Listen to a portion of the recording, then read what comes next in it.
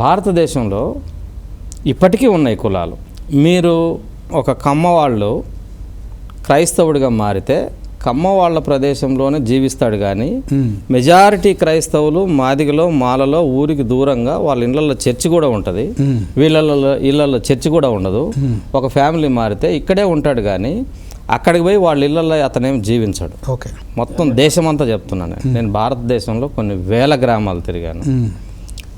మాలల్లో మాదిగల్లో కూడా అంటే ఎక్కువ మంది, నేను ఆ రెండు పదాలు ఎందుకు వాడాల్సి వస్తుందంటే ఆంధ్ర తెలంగాణ ప్రదేశాలలో తెలుగు రాష్ట్రాలలో ఈ రెండు కులాల నుంచి మెజారిటీ సభ్యులు క్రైస్తవాన్ని క్రీస్తును నమ్మారు.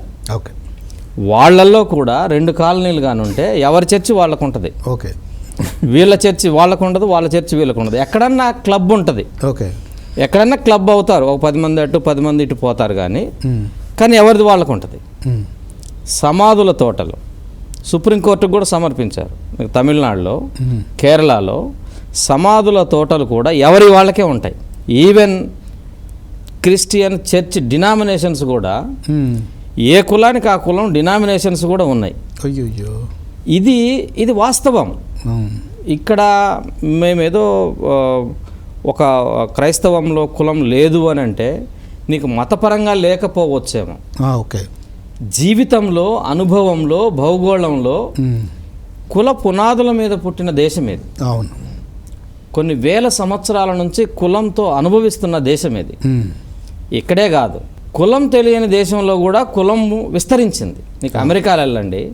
అమెరికాలో 2023లో కాలిఫోర్నియాలో అసెంబ్లీ డీప్గా డిస్కస్ చేసి 700 సెమినార్లు ఆర్గనైజ్ చేసి అక్కడ పరిస్థితులన్నింటినీ రాసి అక్కడ ఏం చేశారు, కుల వివక్షను నిర్మూలించడానికి చట్టాలు తీసుకొచ్చారు. ఇప్పుడు అంటే కులం తెలియని దేశంలో అమెరికాలోనే కులం పెద్ద తలనొప్పిగా మారిన సందర్భంలో కులం పుట్టిన దేశంలో ఒక మతంలో అంటే అది కంప్లీట్గా క్రిస్టియన్ కంట్రీ కదా, ఇది కంప్లీట్గా హిందూ కంట్రీ అని అంటున్నారు కదా, హిందూ కంట్రీ అని అంటున్నారు.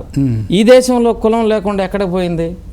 ప్రతి మనిషికి, ప్రతి అడుగుకి, భూమికి, నీటికి, వాతావరణానికి, బడికి, గుడికి, అన్నిటికీ ఇక్కడ కులం ఉంది. అన్నిటికీ కులం ఉంది. కులము లేనిది ఈవెన్ బట్టకు కూడా, మీరు గుడ్డలు కూడా బట్టలు ఇంతకు ముందు పెద్ద కులంలో ఉండేవాళ్ళు బట్టలు నేసేవాళ్ళు. వాళ్ళు దళితులకు బట్టలు ఇచ్చేవాళ్ళు కాదు. వీళ్ళ అవసరాలకు వీళ్ళే బట్టలు వేసుకున్నారు. అందుకనే సగం సాల నేత సగం మాల నేత అనేటువంటిది కూడా వచ్చింది, సామెతలు వచ్చినాయి.